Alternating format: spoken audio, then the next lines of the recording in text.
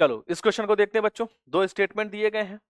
पहला स्टेटमेंट ये कह रहा है कि first ionization energy of beryllium is greater than boron, ऐसा बोलना चाह रहा है। ठीक है, आओ जरा देख लेते हैं हमारे आयोनाइजेशन एनर्जी से रिलेटेड कॉन्सेप्ट है इसमें। बेरिलियम और बोरॉन की बात कर देते हैं। मैं दो तीन एलिमेंट ले लेता हूं कंपैरिजन करने के लिए। ध्यान रहे एक दो खास बात जब भी आप आयोनाइजेशन एनर्जी का कंपैरिजन करें कि लेफ्ट से राइट जाने पर आयोनाइजेशन एनर्जी बढ़ती है, पहली बात। और दूसरी बात, जिनके कॉन्फ़िगरेशन स्टेबल होते हैं यानी हाफ फिल्ड या फुली फिल्ड ऑर्बिटल्स, ये स्टेबल होते हैं। तो जिनके कॉन्फ़िगरेशन स्टेबल होते हैं उनकी आयोनाइजेशन एनर्जी अपने नेक्स्ट एलिमेंट से ज्यादा ऑब्जर्व होती है। ये दो पॉइंट्स को विशेष रूप से ध्यान रखना, आपको सारे आंसर्स बन जाएंगे। आयोनाइजेशन एनर्जी लेफ्ट से राइट जाने पर बढ़ेगी और स्टेबल वालों की आयोनाइजेशन एनर्जी ज्यादा ऑब्जर्व होती है। आओ जरा देखें, बेरिलियम और बोरॉन की बात कर रहा है। तो हमने ले लिया यहाँ पर बच्चों बेरिलियम, और बेरिलियम के ठीक बाद आता है बोरॉन राइट तरफ। पीरियोडिक टेबल में अगर आप पोजीशन देखें तो बेरिलियम पहले है और बोरॉन उसके राइट में है। और जैसा हमारा कॉन्सेप्ट कहता है कि सर लेफ्ट से राइट जाओगे तो आयोनाइजेशन एनर्जी बढ़नी चाहिए, यानी इधर जाने पर ऐसा बढ़ना चाहिए। ठीक, और जो लोग स्टेबल होते हैं उनकी ज्यादा होती है, ये चीज भी चेक कर लेना।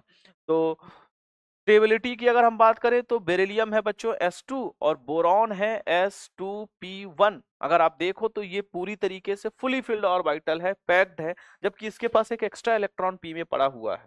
और जो लोग स्टेबल होते हैं, मैंने आपको अभी भी बताया, जो लोग स्टेबल होते हैं बच्चों उनकी आयोनाइजेशन एनर्जी क्या देखने को मिलती है, ज्यादा देखने को मिलती है। और यही कारण है कि बेरिलियम की आयोनाइजेशन एनर्जी बोरॉन से ज्यादा होती। तो यहाँ पर क्या लिखा हुआ फर्स्ट स्टेटमेंट में अगर आप देखो तो लिखा हुआ है कि ionization energy of beryllium is greater than boron, एकदम करेक्ट लिखा हुआ है। क्लियर है क्या मामला? आगे बढ़े स्टेटमेंट 2 में बोला गया कि 2p orbital have lower energy than 2s orbital. ये तो सिंपल सिंपल आप बाउ रूल हो गया है ना। n+l रूल आप सबने कैलकुलेट किया ही होगा।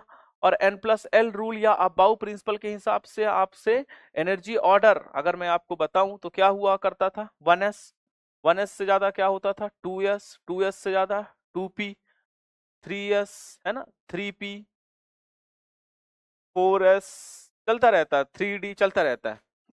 आपका क्या पूछा है, 2s orbital and 2p orbital, 2s और 2p का। और बोला गया कि 2p orbital have lower energy, 2p की एनर्जी कम है, ऐसा सवाल बोल रहा है। जरा ऑप्शन में हमारे ऑर्डर में देखो, 2p का एनर्जी ज्यादा है, जबकि स्टेटमेंट क्या कह रहा है, 2p की एनर्जी कम है। इसका मतलब ये स्टेटमेंट क्या हो गया बच्चों, इनकरेक्ट हो गया।